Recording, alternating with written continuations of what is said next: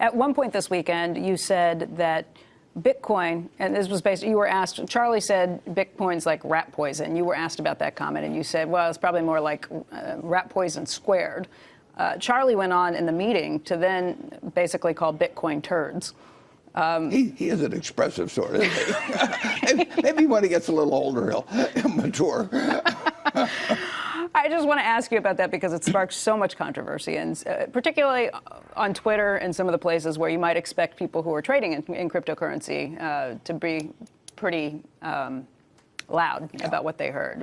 What is it about Bitcoin that gets you guys so fired up? Well, when you buy a farm, you look at the crop every year and what prices are, and you decide whether it was a satisfactory investment. I mean, you look to the asset itself and what it produces for you.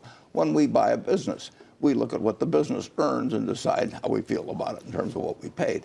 But we are buying something that at the end of the period, we not only have what we bought in the first place, but we have something that the asset produced. And when you buy non-productive assets, all you're counting on is whether the next person is going to pay you more because they're even more excited about another next person coming along. But the asset itself is creating nothing. One of the interesting things, for example, is gold.